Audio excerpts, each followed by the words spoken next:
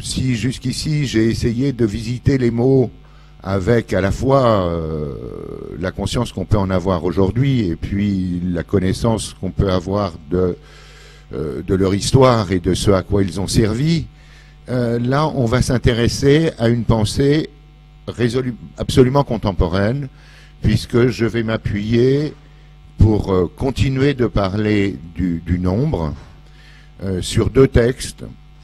Celui de Deleuze et Guattari qui s'appelle Mille plateaux, qui date des années la fin des années 60, début 70, en fait je pourrais même vous donner une date plus exacte, et puis un texte, donc Mille plateaux, c'est un texte émanant de deux philosophes, enfin d'un philosophe et d'un psychanalyste, et le deuxième texte, c'est un texte de Koolhaas, de Rem Koolhaas, beaucoup plus récent, donc fin des années 90.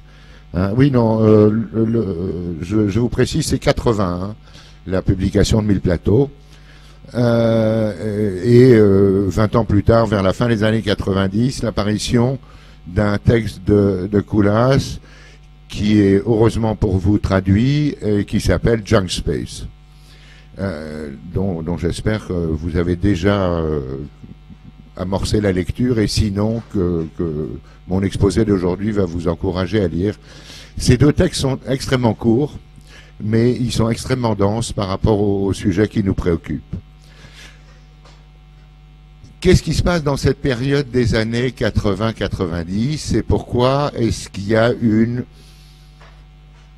remise en question assez fondamentale qui est pour partie en philosophie très franco-française, mais qui a un écho extrêmement important dans le monde anglo-saxon. On enseigne Deleuze dans les écoles d'architecture d'Amérique et d'Angleterre, et on va essayer de comprendre pourquoi et d'où ça vient. Marcel Gauchet, je ne sais plus dans quel ouvrage, a eu cette phrase qui a beaucoup résonné en disant « On est arrivé à la fin des grands récits ». Qu'est-ce qu'il voulait dire par là? La fin des grands récits, il appelait grands récits à la fois les récits de la religion et de la foi, mais aussi ceux de l'évolution sociale communiste, que ceux des grands récits du progrès et de la technique et de la libération, non pas de la ménagère, mais de l'homme par la technique. Et donc tous ces grands récits ont capoté à son diagnostic. Et concomitamment, vous étiez trop jeune, mais il y a eu cette idée qu'à la fin du communisme, dans 89, hein, l'effondrement du bloc soviétique, on était arrivé à la fin de l'histoire. Alors cette fin de l'histoire, c'est une vieille blague. Hein. Hegel, 1860, l'avait proclamé déjà, hein, qu'il y a un moment où il y aurait plus d'évolution, où il y aurait plus de propos. Un auteur américain dont je vais écorter le nom parce qu'il ressemble trop à Fukuyama, mais qui a un nom comme ça, a repris cette idée de fin d'histoire. Les intellectuels français dont je vous parlais, donc Deleuze et Guattari, mais aussi Foucault et encore plus Derrida, retenez ces trois-là déjà, Foucault va programmer la fin de l'auteur. Hein, ils sont tous dans ce constat du démantèlement. Du démantèlement des grands récits, du démantèlement des grands systèmes, des systèmes de compréhension et d'explication du monde. Aucun de ces gens-là n'est un scientifique, hein, vous l'avez bien compris. Et c'est ainsi que, par exemple, en 88 se tient une exposition, je fais le lien maintenant entre les French Philosophers, hein, qui sont presque aussi connus que les French Doctors, et le monde de l'architecture, à travers un mot clé, qui est le mot déconstruction. Et l'idée, c'était évidemment de déconstruire des systèmes de pensée, hein, et pas de mettre des poteaux en biais de déconstruire la construction des bâtiments. Hein. Mais en 88, il y a une exposition qui se tient au MoMA à New York et autour de Derrida. Je crois pas que Deleuze soit présent, je pense que Foucault y était sans doute. En tout cas, autour de Derrida se tient une exposition sur l'idée de déconstruction. Et à cette occasion, on retrouve Koulas, Zaha Hadid, Tchoumi et surtout Tchoumi. Tchoumi d'ailleurs qui va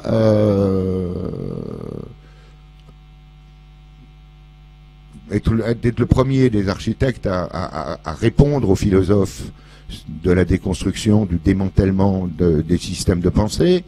Et le texte de Tchoumi, qui n'est pas traduit en français, s'appelle Disjunction, déjonction, disjoindre. Je vous avais déjà évoqué l'influence qu'avait le deuxième théorème de la thermodynamique, hein, sur l'idée de l'entropie. Hein. L'entropie, c'est cette découverte qu'ont fait les physiciens et les astronomes que nos systèmes galactiques avaient plutôt tendance à s'écarter les uns des autres qu'à se rassembler. Hein. Et donc, l'idée vient aux philosophes et l'idée vient à Tchoumi, architecte, que, au fond, ça peut être la bonne justification de notre impossibilité, dans la période contemporaine, à établir des bâtiments sans joints, comme on assemble des composants les uns avec les autres. Je vous avais dit qu'on était passé de ce que Kaufmann a appelé pour la période baroque l'enchaînement baroque, hein, la manière dont les éléments d'une composition, et j'y reviendrai la prochaine fois, se génèrent les uns les autres, à l'idée que il y a des éléments épars, et qu'au fond, s'ils ne sont pas jointifs, s'ils se disjoignent, c'est pas bien grave. Hein. Voilà un petit peu le tableau intellectuel de ces petites élites transatlantiques au moment des années 80. La notion de rhizome que Deleuze et Guattari mettent en place dans 1000 plateaux. 1000 plateaux, c'est le titre de leur livre, et ils disent, oui, il y a autant de plateaux explicatifs, il n'y a pas un système explicatif, donc il y a autant de plateaux, il y a autant de propos que de feuilles dans le livre. Vous pouvez prendre ce livre par un bout ou par un autre, et il commence néanmoins par la description du rhizome.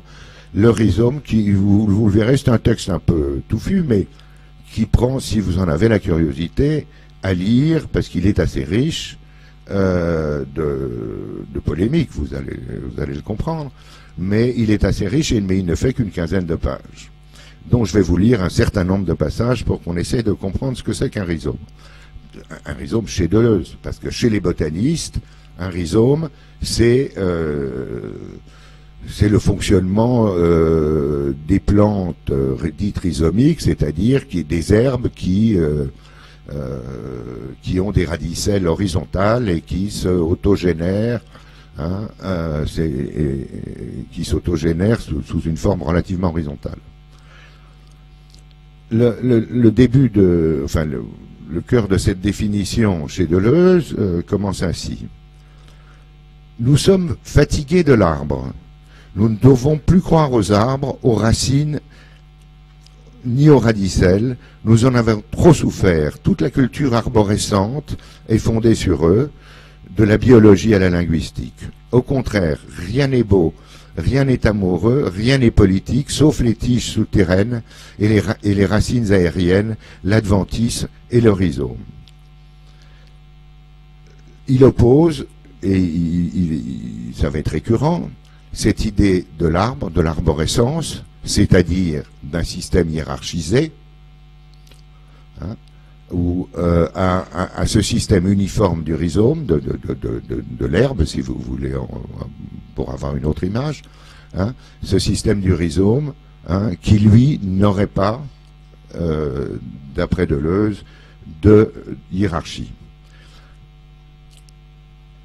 Là, il poursuit. La discontinuité des cellules, le rôle des axones, le fonctionnement des synapses, l'existence des microfentes synaptiques, le saut de chaque message par-dessus ces fentes font du cerveau une multiplicité qui baigne dans son plan de consistance et dans sa glie. Tout un système probabiliste incertain, uncertain nervous system. Beaucoup de gens ont un arbre planté dans la tête, mais le cerveau lui-même est une herbe beaucoup plus que l'arbre. Bon,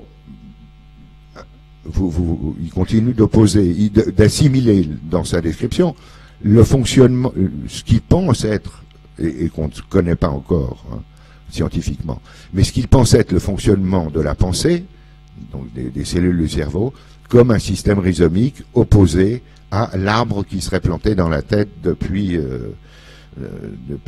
des millénaires. Les systèmes, et il poursuit, les systèmes arborescents sont des systèmes hiérarchiques qui comportent des centres de signifiance et de subjectification, des automates centraux comme des mémoires organisées. C'est que les modèles correspondants sont tels qu'un élément n'y reçoit d'information que d'une unité supérieure et une affectation subjective, des liaisons préétablies. Vous voyez bien qu'en fait, l'ennemi de Deleuze, c'est la hiérarchie. C'est le système qui séquence des racines de l'arbre au tronc, aux branches et aux feuilles, qui assigne dans un système hiérarchique la place d'un individu, la feuille dans l'arbre par exemple, est parfaitement assignée par sa position même dans l'arborescence. Hein. Alors que dans le système rhizomique, il va le développer, mais mais on sent que ce propos de Deleuze est essentiellement un propos anti-hiérarchique. Hein. Nous sommes fatigués de l'arbre, nous ne devons plus croire aux arbres. Hein. C'est le grand moment de sa démonstration. Dans l'arborescence, dit-il, les canaux de transmission sont préétablis. L'arborescence préexiste à l'individu, qui s'y intègre à une place précise. Donc voilà, ça nous précise donc bien le caractère hiérarchique du rhizome. Alors, il essaye de définir les propriétés du rhizome selon un certain nombre de principes. Le principe de connexion et le principe d'homogénéité, le principe de multiplicité et le principe de rupture insignifiante. Il en rajoute un cinquième dont je ne vous parle pas sur la carte et la décalcomanie parce que c'est trop touffu. Hein? Oui, un principe de connexion, mais je vais développer, hein. Un principe d'hétérogénéité, un principe de multiplicité et le principe d'insignifiance. En vérité, et vous voyez que ça, on va tout de suite voir que, si on essaie de comprendre la position de Deleuze, il est totalement anti-hiérarchique, c'est du post-68ard, contre tous les systèmes qui interdisent, qui organisent, qui font autorité. Et en même temps, il y a la conscience de ce phénomène du nombreux, du multiple, dont je vous ai déjà commencé à vous parler, et qu'il essaye de gérer positivement à sa manière. En vérité, dit-il, il ne suffit pas de dire « vive le multiple », bien que ce cri soit difficile à pousser. Aucune habileté typographique, lexicale ou même syntaxique ne suffira à le faire entendre. Le multiple, il faut le faire, non pas en ajoutant toujours une dimension supérieure, mais au contraire, le plus simplement, à force de sobriété, au niveau des dimensions dont on dispose. Toujours n-1. C'est seulement ainsi que l'on fait partie du multiple, en étant toujours soustrait. soustraire l'unique de la multiplicité à constituer, écrire à n-1, un tel système pourrait être nommé rhizome. Alors, par rapport à ce problème du nombre et de la répétition qu'on analysait la dernière fois, hein, où on arrivait à identifier 3, identifier 5, et à ne plus pouvoir identifier le nombreux. Il est en plein dedans. Et il dit au fond, c'est le passage que je viens de vous lire, quand il dit penser à n-1, c'est de dire dans le rhizome, dans le multiple, eh bien, la définition de l'individu n'est pas d'en rajouter un, mais c'est par soustraction du multiple qu'on obtient l'individu. Hein. C'est ce qu'il appelle écrire à n-1. Hein. L'individu se définit par son... On ne peut repérer l'individu qu'en en enlevant un. Gardez à l'exemple, ça va venir parce qu'il s'en sert, prenez l'exemple des sociétés de fourmis ou de termites, par exemple, hein, pour faire image au-delà de l'allégorie botanique du rhizome, dans des sociétés animales apparemment organisées, et qui fascinent d'ailleurs toujours les gens qui s'intéressent à ce phénomène du nombreux, et on y vient. Donc, premier principe, le principe de connexion et d'hétérogénéité. N'importe quel point d'un rhizome peut être connecté avec n'importe quel autre, et doit l'être. C'est très différent de l'arbre ou de la racine qui fixe un point et un ordre. Sur cette dernière phrase, c'est très différent de l'arbre ou de la racine qui fixe un point ou un ordre. L'ordre, je ne veux pas faire de mauvais jeu de mots sur les ordres de Vitruve, mais vous voyez bien que l'ordre, dans l'organisation de la pensée en architecture, est capital. On ordonne les choses, on ordonnance, hein, les éléments. Donc, la vraie question qui est cachée derrière tout ce débat, c'est quel est l'ordre? Ou quel serait l'ordre souhaitable à mettre en place? Et lui, justement, il plaide non pas pour un désordre, mais pour cette étendue du multiple et du nombreux. N'importe quel point d'un rhizome peut être connecté avec n'importe quel autre et doit l'être. Ça, c'est terrifiant tout d'un coup. Effectivement, il nous parle de quoi? Des sociétés en réseau, hein, des systèmes Internet que vous connaissez mieux que moi, et de cette faculté de connexion. Il écrit en 80, donc, mais déjà ça pointait son nez sans doute.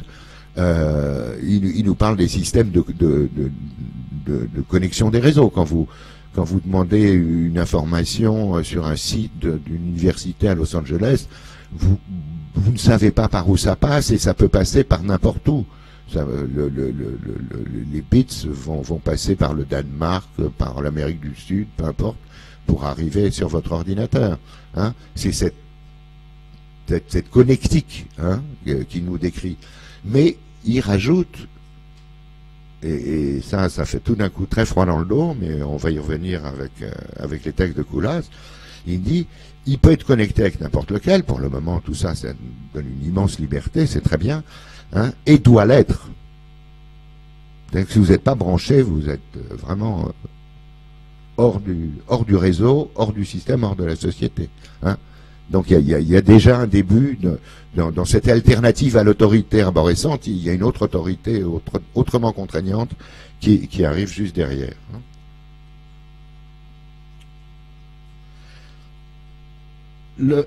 Le principe d'hétérogénéité, il le définit, enfin bon, il en parle d'une autre manière, mais il est assez cantatoire. Il dit en fait, toutes ces connexions, tous ces systèmes de réseau vont mettre en rapport des gens qui sont différents, ou des choses qui sont pas de même nature. Et il dit par exemple, il y a un rhizome entre la guêpe et l'orchidée. Et on sait très bien qu'il y a un écosystème entre les guêpes qui butinent le pollen des orchidées et qui participent de la reproduction des orchidées en faisant se mouvoir ce pollen, et puis en même temps qui s'en nourrissent. Mais le problème qui est caché derrière le rhizome, on va le voir, c'est le problème de l'égalité, ou plutôt de l'homogénéité, hein, que ces réseaux véhiculent. C'est-à-dire effectivement, que votre ordinateur soit connecté, vous, à titre individuel, dans le Babéry, et puis et que vous ayez un site ou un blog sur Facebook, et que vous connectiez, encore une fois, avec l'université de Los Angeles, c'est pas les mêmes entités qui dialoguent là. Hein. Il y a hétérogénéité, hein, mais elle n'est pas maîtrisable, cette hétérogénéité. Le deuxième principe, le principe de multiplicité. Enfin, le deuxième ou troisième plutôt, puisqu'il assimile les deux premiers.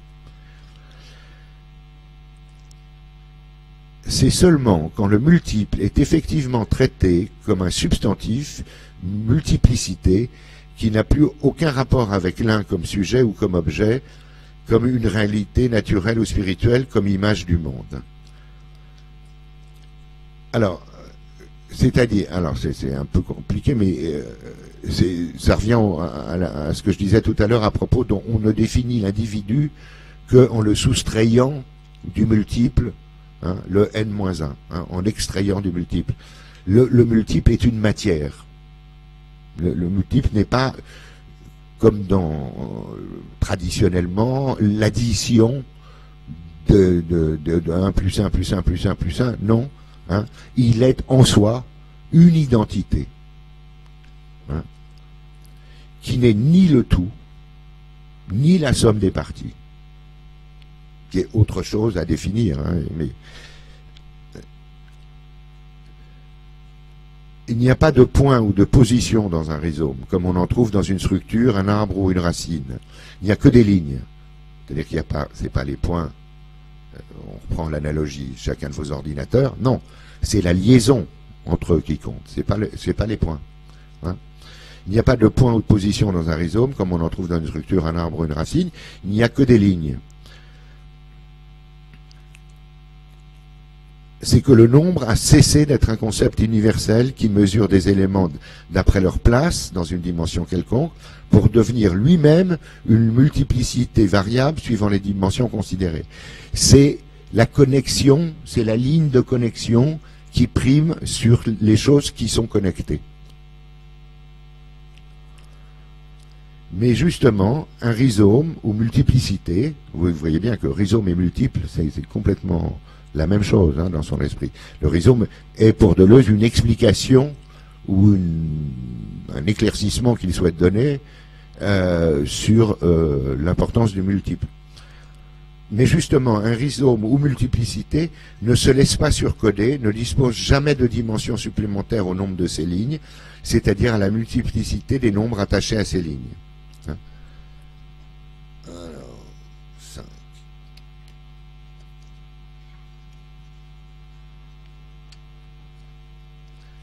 Alors, le principe de rupture insignifiante, ça c'est intéressant parce que vous allez voir, on va retrouver les fourmis. La rupture de ces fameuses lignes, justement, pas les points, les lignes. Hein. Principe de rupture insignifiante. Contre les ruptures trop signifiantes qui séparent les structures ou en traversent une. Un rhizome peut être rompu, brisé en un endroit quelconque. Il reprend suivant telle ou telle de ces lignes et suivant d'autres lignes. On n'en finit pas avec les fourmis parce qu'elles forment un rhizome animal dont la plus grande partie peut être détruite sans qu'il cesse de se reconstituer. Tout rhizome comprendra des lignes de segmentarité d'après lesquelles il est stratifié, territorialisé, organisé, signifié, attribué. Mais aussi des lignes de déterritorialisation par lesquelles il fuit sans cesse. Il y a rupture dans le rhizome chaque fois que des lignes segmentaires explosent dans une ligne de fuite, mais la ligne de fuite fait partie du rhizome. C'est donc le réseau qui prime sur ce qu'il connecte. On parle à propos des fourmis qu'il cite, il y a un exemple qui a frappé les chercheurs, qu'effectivement les fourmis faisaient facilement des ponts. Et pour ça, elles sacrifiaient 2 ou 3 individus qui s'arc-boutaient les uns sur les autres, et puis ça permettait de passer par-dessus. Et qu'effectivement, quand on fait une pichenette et que on fait N-3, on enlève les 3 fourmis qui faisaient le pont, eh bien effectivement, elles reforment le pont. Et on a commencé à parler avec énormément d'abus de langage de l'intelligence de ces sociétés. En fait, qu'est-ce qui s'avère? Il y a effectivement la transmission d'informations. C'est-à-dire que les fourmis émettent une substance chimique, une odeur, qui s'appelle les phéromones, et elles laissent des traces de phéromones. Quand elles découvrent un gisement de nourriture, elles vont laisser une trace de phéromones, qui fait que les autres fourmis vont suivre cette trace, hein, et puis elles vont se mettre à faire ces fameuses files que vous voyez dans les cuisines de vos vacances, hein, et pour aller effectivement chercher. Ça n'a rien à voir avec l'intelligence. C'est un déchargement chimique. Hein. Il n'y a pas un ordre préétabli, il n'y a pas une organisation. Non, il y a que quand la fourmi a acquéri de la nourriture, elle laisse un phéromone qui marque, qu'elle dépose sur le sol et qui, du coup, dit je transporte de la nourriture. Et donc, effectivement, les autres fourmis suivent ce chemin pour nourrir le nid. Hein. Et toujours dans le principe de rupture insignifiante, vous avez bien compris, ça veut dire que si on coupe la ligne d'un réseau, elle se rétablit toute seule. Enfin, toute seule, c'est pas. Hein, c'est après la tempête lambda, 20 000 foyers sont privés d'électricité, mais elle est rétablie 2 jours après. Hein, c'est ça, ça se rétablit. Les réseaux se rétablissent. Hein. Et là, il s'appuie là sur François Jacob, qui est un biologiste, hein, qui publiait à l'époque où Deleuze écrit. Comme dit Jacob, les transferts de matériel génétique par virus ou d'autres procédés, les fusions de cellules issues d'espèces différentes, ont des résultats analogues à ceux des amours abominables chers à l'Antiquité au Moyen-Âge. Des communications transversales entre lignes différenciées brouillent les arbres généalogiques. Cherchez toujours le moléculaire ou même la particule submoléculaire avec laquelle nous faisions alliance. Nous évoluons et nous mourrons de nos grippes polymorphes et rhizomatiques, bien plus que de nos maladies de descendance qui ont elles-mêmes leur descendance. Le rhizome est antigénéalogique. Ça, c'est très très important. Et vous voyez, il écrit en 80, c'est avant la grippe aviaire, et effectivement, il a compris que chez ce que disait Jacob, qui est un biologiste, qu'il y avait des transmutations, hein, dans le principe d'hétérogénéité dont il parlait, hein, que on ne se transmet pas des choses que entre égaux, j'allais dire, ou entre identiques. Hein. Il y a des transmissions de virus qui vont d'un règne animal à un autre règne animal, celui de l'homme. Hein. Mais vous voyez comme il assimile l'arbre à l'arbre généalogique, justement. Hein. Et du coup, il nous dit non, le rhizome est antigénéalogique. Et ce point-là il arrive comme ça un peu subreptice. Et on va en reparler avec Jenks, avec Koulas. C'est extrêmement grave cette assertion de la rupture avec le passé et avec le futur. C'est se dire antigénéalogique, c'est en même temps nier l'évolution de Darwin. C'est nier qu'il y a une évolution de l'espèce humaine. C'est nier qu'il y a alors, je ne veux pas employer le mot de progrès parce qu'il est extrêmement dangereux, mais en même temps, il y a des accumulations de connaissances qui se sont faites le long de l'histoire humaine, et l'antigénéalogie, c'est justement de rompre le système effectivement héréditaire, avec tout ce qu'il peut avoir d'injuste, mais en même temps, c'est rompre toute une tradition d'humanisme, hein, en annulant cette notion de la transmission. C'est aussi annuler la notion de la transmission.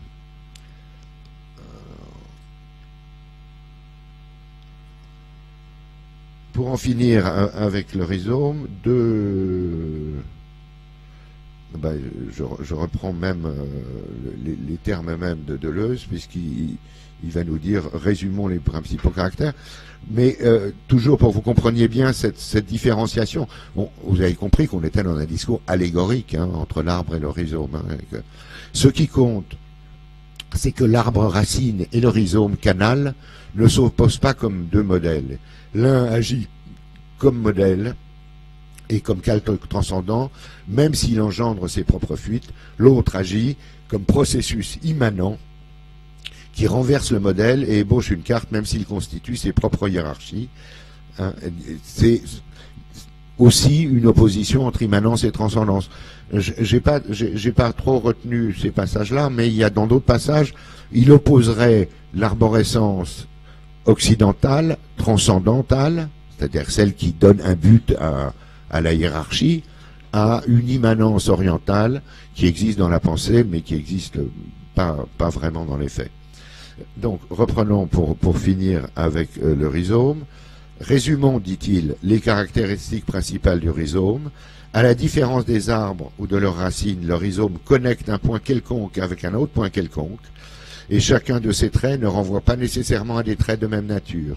Il met en jeu des résines de signes très différents, et même des états de non-signes. Le rhizome ne se laisse ramener ni à l'un, ni au multiple. Il n'est pas l'un qui devient deux, ni même qui deviendrait directement 3, 4 ou 5. Il n'est pas un multiple qui dérive de l'un, ni auquel l'un s'ajouterait, n plus 1. Il n'est pas fait d'unité, mais de dimension, et plutôt de direction mouvante. Il n'y a pas de commencement ni fin, mais toujours un milieu pour lequel il pousse et déborde. Il continue des multiplicités nécessaires à n dimensions, sans sujet ni objet, étalable sur un plan de circonstances et dont l'un est toujours soustrait, toujours n-1.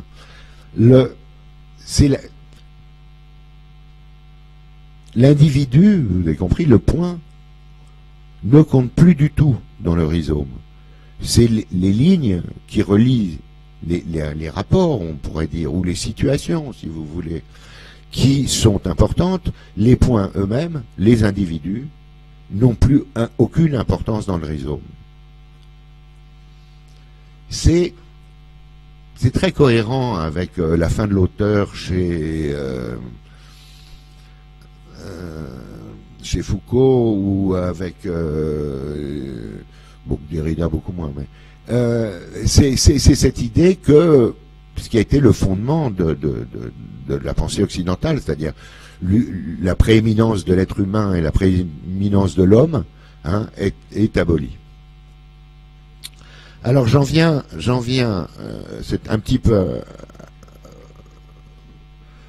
j'en conviens, c'est une lecture un peu ardue, puisqu'elle est totalement dans le fonctionnement allégorique, hein.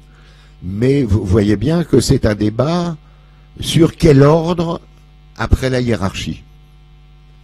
Hein, grosso modo, si on voulait résumer positivement Deleuze et ne pas être que critique sur ce qu'il énonce, on pourrait dire, eh bien, on est arrivé à la fin des systèmes hiérarchiques fondés sur le droit divin, sur la prééminence des élites, sur etc., sur celles qui s'appuyaient sur les grands discours dont je parlais tout à l'heure, et face à la multiplicité, face aux multiples, face à ce que moi j'appelle le nombreux, qui n'est pas hiérarchisable, ou qui semble pas hiérarchisable, sauf dans les systèmes totalitaires de contrainte, mais on a bien vu qu'il y en avait une dans l'alternative du rhizome, c'est qu'il fallait rester connecté. Et face à ça, quel ordre possible? Et cet ordre proposé par Deleuze, eh bien, c'est un ordre où le 1, l'individu qui compose ce multiple, mais ce multiple qui n'est pas l'addition des individus, attention, hein, qui est une matière en soi, eh bien, ce multiple fonctionnerait par par le bonheur du rhizomique de la mise en réseau. Si on analyse un petit peu les grands débats qui a lieu actuellement sur les problèmes de liberté d'Internet ou d'espionnage de la NSA, vous voyez bien que ce rhizome étale, en fait, il a des points de centralité. Il y a une hiérarchie derrière tout ça. Hein, vous passez à travers un portail, vous passez à travers des banques de données, c'est pas aussi idyllique que Deleuze, qui est très partisan hein, dans ce texte, semble le dire. Néanmoins, ce qui est intéressant là-dedans, c'est qu'on arrive à avoir un essai d'appréhension de qu'est-ce qu'on fait avec la multitude. Hein, aujourd'hui, c'est une vraie question. Là, avant d'en passer à Koolhaas, pour comprendre à quel point cette question du nombreux, du multiple, va être votre question. Parce qu'il va bien falloir qu'on lui donne du sens à cette accumulation de milliards d'individus. Hein. Il y a eu un débat entre le multiple et le peuple, hein, la multitude et le peuple. Ce débat, il a lieu au début du XVIIe siècle, enfin au milieu, hein, entre la notion de peuple et la notion de multitude. Hobbes, H-O-B-E-S, hein, un économiste et philosophe anglais, prônait l'égalité d'un territoire et d'un peuple pour pouvoir construire la notion de nation. Avant ce moment-là, c'est tout de suite après Louis XIV la monarchie absolue. Hein, les nations n'existaient pas vraiment. Hein, c'était des grappes de féodalisme. Et donc se sont construits cette notion de peuple et de nation de manière concomitante. Alors que Spinoza, à la même période, se posant sur les mêmes questions, sur quelle était la meilleure organisation politique et sociale des territoires, lui disait qu'on ne pouvait pas échapper à la multitude et que la multitude était pas une entité fiable sur laquelle on pouvait se reposer. Ce débat, aujourd'hui, il a repris l'actualité, pas uniquement parce que Deleuze et les philosophes français des années 80 ont voulu remettre sur le tapis, enfin, ou plutôt mettre au tapis toutes les grandes explications du monde, mais parce que de fait, il y a l'augmentation des échanges, l'augmentation des échanges d'informations, grâce justement au réseau rhizomique, entre autres, fait que la notion de nation est en train de se déliter. Hein, tout le problème sur l'appartenance ou non à l'Europe, sur le poids que prennent les institutions extracommunautaires ou communautaires dans une société, le renouveau des régionalismes, tout ça. On est en plein débat sur la notion de peuple. Et cette idée de la multitude, elle est reprise aujourd'hui par des théoriciens italiens comme Negri et Paolo Virno, qui a écrit une grammaire de la multitude, donc qui se pose la question d'essayer de, grosso modo, ce que veut faire, pas de manière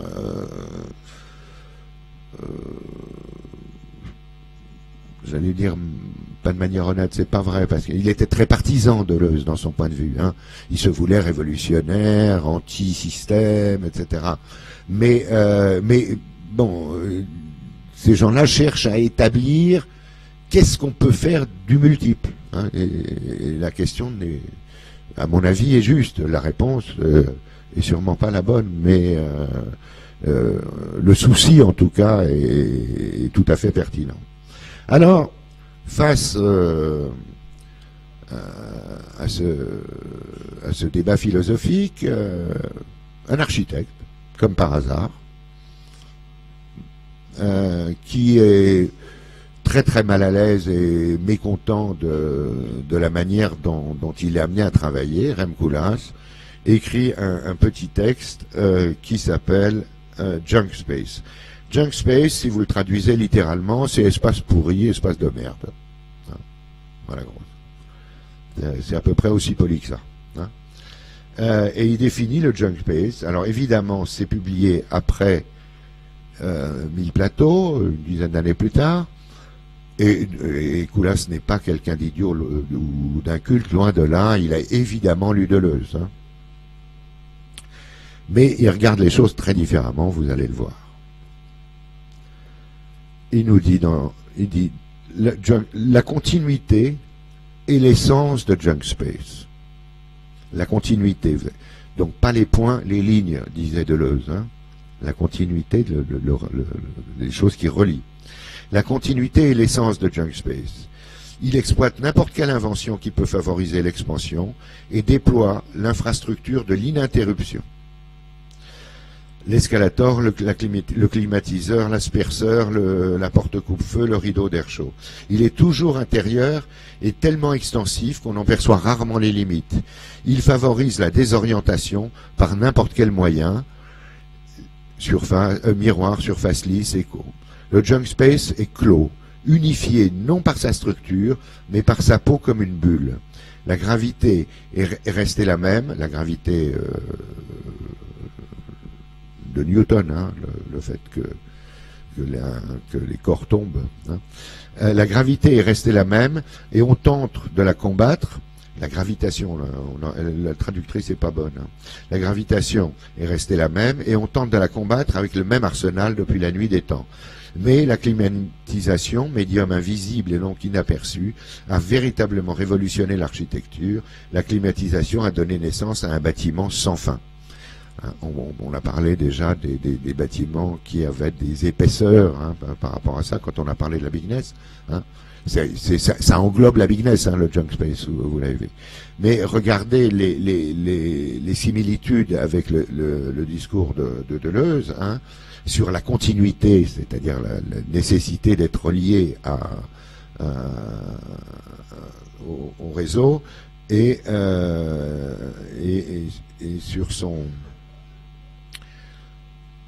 sur un espace unifié non par sa structure mais par sa peau, hein, par la définition de son enveloppe. Le junk space remplace la hiérarchie par l'accumulation, la composition par l'addition. On est en plein Deleuze là. Hein. Remplace la hiérarchie, l'arbre, par le rhizome, l'accumulation, hein, la composition par l'addition. De plus, more is more. Le junk space est trop mûr et en même temps sous-nutritif. Une gigantesque couverture de sûreté qui enveloppe la Terre d'une sollicitude étouffante.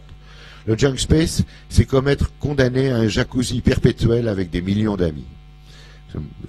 Chacun a son goût de la métaphore, mais je trouve que les métaphores de Koolhaas sont plus parlantes que celles de Deleuze. Il règne flou du brouillard, il fusionne le haut et le bas, le public et le privé, le droit et le courbe, le bouffi et l'affamé, pour offrir un patchwork ininterrompu du décousu permanent. Alors qu'il prend l'apparence d'une apothéose, occupant un espace grandiose, l'effet de sa richesse est une vacuité terminale, une misérable parodie d'ambition, qui discrédite systématiquement l'art de construire, peut-être pour toujours. L'espace a été créé en empilant de la matière sur de la matière cimentée pour former une nouvelle entité solide. Le junk space est cumulatif, sédimenté et léger. Il n'est pas articulé en différentes parties, mais subdivisé et écartelé comme on déchire une carcasse dont chaque morceau est séparé d'une condition universelle. Vous voyez là réapparaître l'idée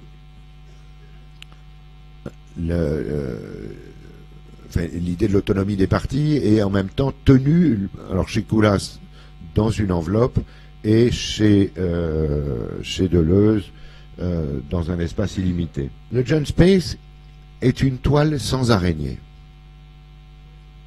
Le junk space est une toile sans araignée. Une toile d'araignée sans araignée. Deleuze, à un autre moment, dit c'est le rhizome, c'est un espace sans autorité, sans général, mais autoritaire. Hein? Cette idée, moi je la trouve, je ne sais pas comment vous ressentez vos expériences du quotidien, mais on vit dans une société extrêmement autoritaire, mais sans autorité. Hein? C'est-à-dire que les protocoles, les règles du jeu interne à chaque système, chaque fois que vous vous connectez, vous avez des protocoles à accomplir.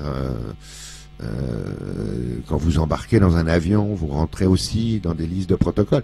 Et ceux-là sont manipulés de manière extrêmement autoritaire. Donc, l'idée, et là, Coulas, beaucoup plus que Deleuze, Deleuze a laissé percevoir que le règne du multiple était un règne de la contrainte, hein, puisqu'on doit être connecté. Hein. Mais chez Coulas, la toile d'araignée sans araignée, hein, c'est du même ordre. C'est-à-dire qu'on ne peut pas attribuer... Il y avait un avantage dans le système hiérarchique.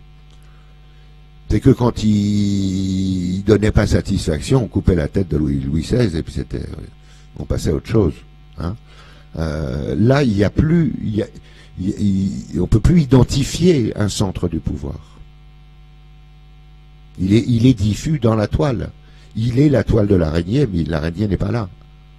Elle n'est pas identifiable, l'araignée. Mais on est quand même pris dans la toile de l'araignée. Le junk space est une toile sans araignée.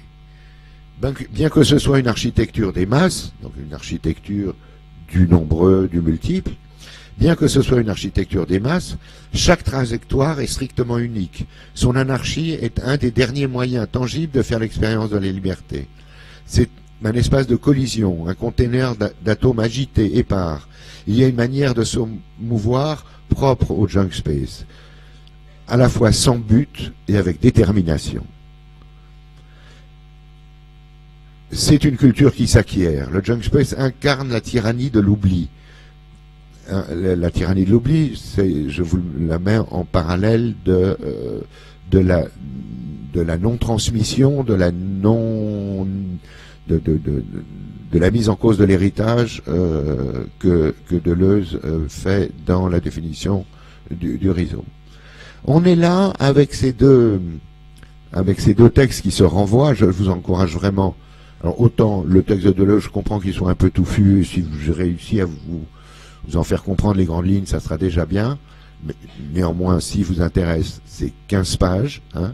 Le texte de Coulas, je vous encourage vraiment à le lire. Il est votre matière première de la situation, description de la situation de l'acte architectural et de l'architecture. Il parle évidemment des ensembles de la bignesse de l'intérieur, c'est-à-dire les aéroports, les grands supermarchés, tous les ensembles de bureaux, enfin tous ces grands ensembles de la bignesse. Mais il en fait un tableau d'abord que je trouve magnifiquement écrit, même s'il y a des petites fautes de traduction, et qui est la matière première de ce que vous aurez à traiter. Mais vous voyez bien que derrière tout ça, la question fondamentale qui est posée, qui s'est posée un peu dans ma génération, mais qui va être clairement posée pour la vôtre, c'est comment est-ce qu'on ordonne le nombreux? Quel ordonnancement est possible pour la masse qui compose le genre humain et la masse des objets qu'elle produit? Et ce critère du nom que je vais commencer à évoquer à travers la répétition la dernière fois, hein, Et bien, il est probablement la question cruciale qui va devoir être auquel il va devoir être répondu, évidemment dans la forme architecturale, dans la forme de la ville, mais aussi, évidemment, en termes idéologiques, en termes de pensée et en termes de politique, évidemment. Cette liaison avec le politique, on la fera dans 2 séances.